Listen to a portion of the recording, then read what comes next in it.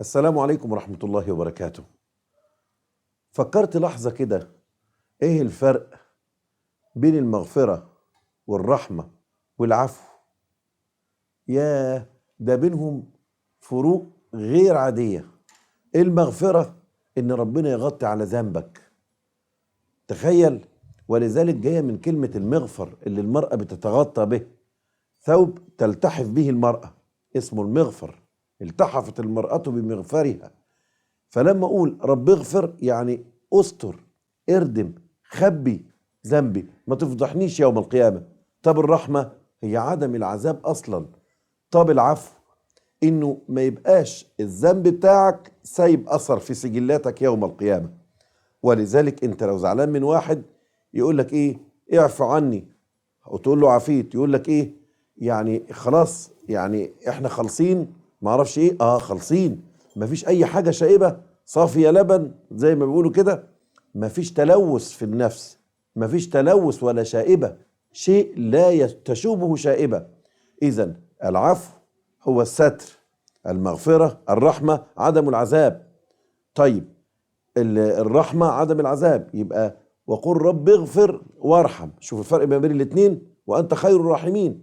يبقى المغفرة هي الستر والرحمة عدم العذاب. الكلام ده أقدر أدعي للميت بتاعي طالما ميت على التوحيد، تستطيع أن تدعو له بهذا الدعاء الجميل، الدعاء الذي أوصى به الحبيب المصطفى صلى الله عليه وسلم. كان بيدعي يقول اللهم اغفر لحينا وميتنا وشاهدنا وغائبنا وحاضرنا وغائبنا وكبيرنا وصغيرنا وذكرنا وأنثانا. كان النبي صلى الله عليه وسلم يحرص على هذا الدعاء الذي يدعو به للمتوفى، والمتوفى يكون في أمس الحاجة إليه. أنا عاوز أقول لكم نحن سنموت وسنكون في حاجة لهذا الدعاء، وإذا كان الجزاء من جنس العمل فإذا أكثرت بهذا الدعاء لموتاك سيأتي من بعدك من يقومون بالدعاء لي ولك. هيا أمنوا معي عسى أن تكون ساعة إجابة.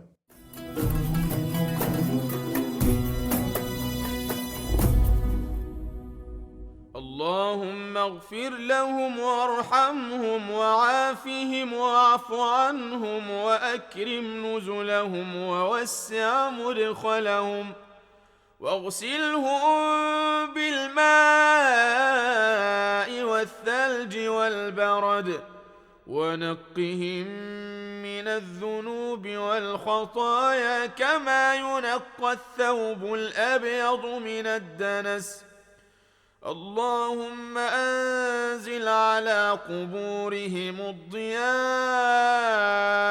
والنور والفسحة والسرور وجازهم بالحسنات إحسانا وبالسيئات عفوا وغفرانا حتى يكونوا في بطون الألحاد مطمئنين وعند قيام الأشهاد من الآمنين وبجودك ورضوانك واثقين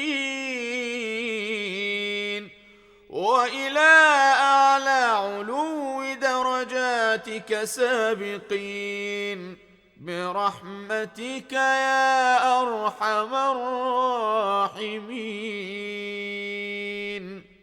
وصل اللهم على سيدنا محمد وعلى آله وصحبه وسلم.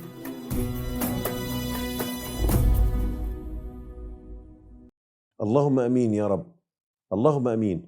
شوفوا الدعاء لما بيكون فيه توفيق من الله سبحانه وتعالى. عندما تقف أمام المقابر ناس كتيرة جدا بتسأل ندعي للمتوفى نقول له إيه؟ ناس بتعجز عن الدعاء، وبالتالي المتوفى لا يستفيد. المتوفى لا يستفيد من التعديد عليه أو من البكاء عليه أو من اللطم أو من النياحة او من الكلام الذي لا يفيد. الناس دلوقتي بتروح المقابر الا من رحم ربك، بيقولوا كلام يعني لا يجوز ان يقوله انسان، لا يجوز ان يتفوه به انسان. لابد ان يلتزم الانسان امام المقابر بحاله من حالات الاستحضار والخشوع. الائمه كانوا كده، الائمه رضي الله عنهم وارضاهم كانوا في حاله استحضار لهذا الدعاء واستحضار لهذا الخشوع. كان النبي صلى الله عليه وسلم يقف امام المقابر يصمت فيصمتون، ثم يدعو الله عز وجل فيؤمنون، ويعلم الصحابه كيف يقومون بالدعاء للمتوفى. الدعاء اللي انت بتدعوه ده بقى بينزل على المتوفى بردا وسلاما ورحمة ومغفرة. واوعى تفتكر ان المتوفى ما بقاش سامع اللي في الحياة. ده النبي عليه الصلاة والسلام بيقول يعني حتى يسمع خشاشا نعالكم، يعني بيبقى سامع حركة الناس وهي ماشية وترك القبر.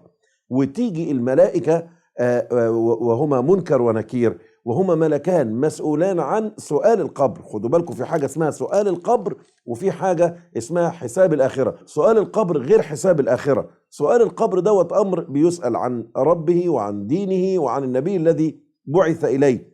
إنما حساب الآخرة ده، حساب الآخرة بيكون عن الأعمال والأقوال والأفعال. وده ميت، دوت سكير، ده زاني، ده شارب خمر، ده مصلي، ده تقي، ده ساجد، ده عقل والديه، ده ضرب والديه.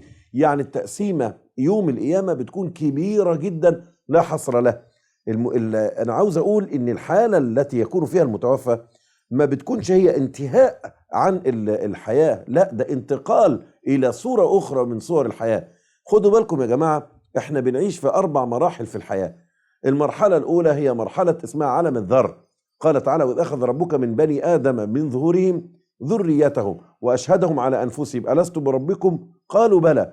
المرحلة الثانية اللي كانت المرحلة الذر ديت الأرواح قبل ما يخلق الأجساد، والمرحلة الثانية خلق الأجساد ووضع فيها الأرواح اللي هي الحياة الدنيا اللي احنا فيها دلوقتي. المرحلة الثالثة اللي هي الانتقال إلى عالم اسمه عالم البرزخ. بعد ما نموت، عالم البرزخ يعني الحاجز أو الفاصل أو الحاجز بين الشيء والشيء.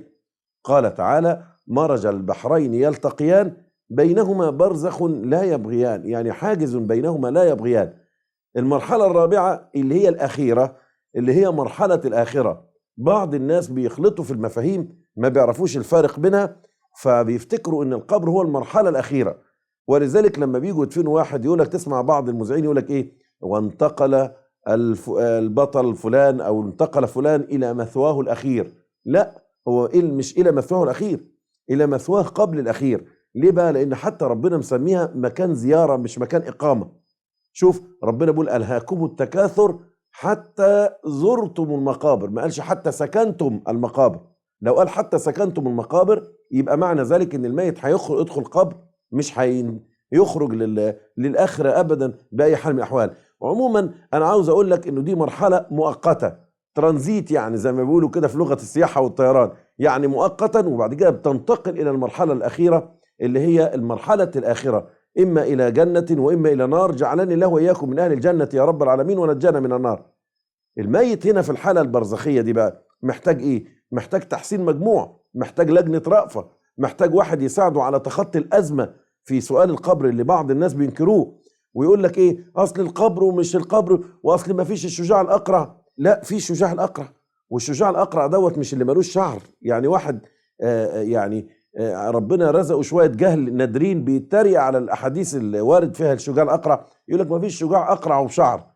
والغريب انه يعمل يعني استاذا جامعيا، يعني فانا تعجبت ان الراجل مش عارف معاني الكلمات. الاقرع ملهاش علاقه بالراس، الاقرع يعني الذي يقرع القلوب، الذي يقرع القلوب. احنا بنقول من يقرع الباب، من يقرع الباب، يبقى بشتي بالواقف على الباب بيخبط بيقول له يقرع؟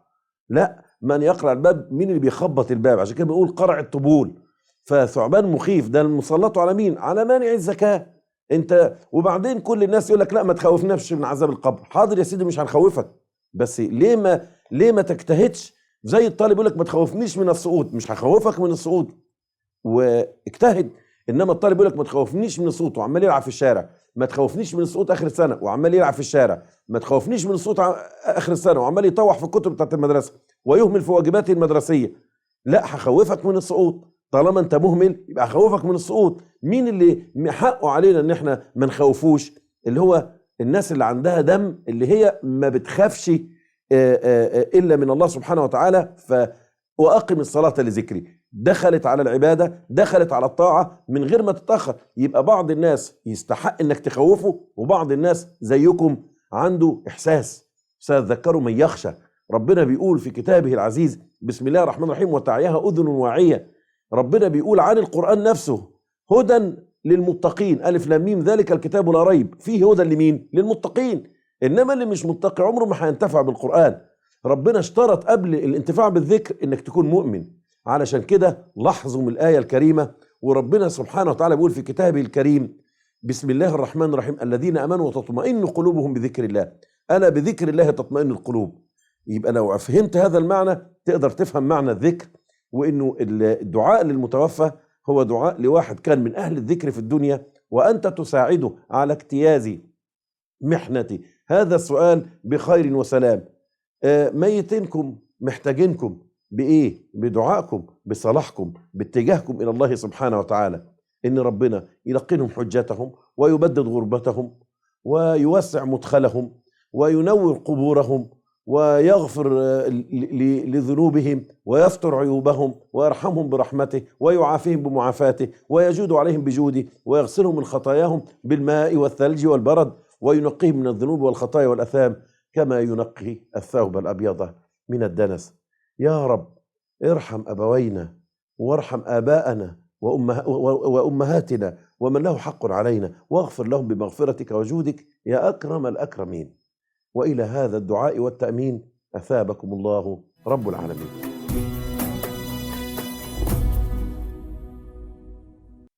اللهم اغفر لهم وارحمهم وعافهم واعف عنهم وأكرم نزلهم ووسع مدخلهم واغسلهم بالماء والثلج والبرد ونقهم من الذنوب والخطايا كما ينقى الثوب الأبيض من الدنس.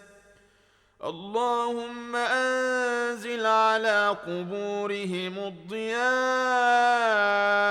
والنور والفسحة والسرور، وجازهم بالحسنات إحسانا وبالسيئات عفوا وغفرانا حتى يكونوا في بطون الألحاد مطمئنين، وعند قيام الأشهاد من الآمنين، وبجودك ورضوانك واثقين، وإلى أعلى علو درجاتك سابقين برحمتك يا أرحم الراحمين. وصل اللهم على سيدنا محمد وعلى آله وصحبه وسلم.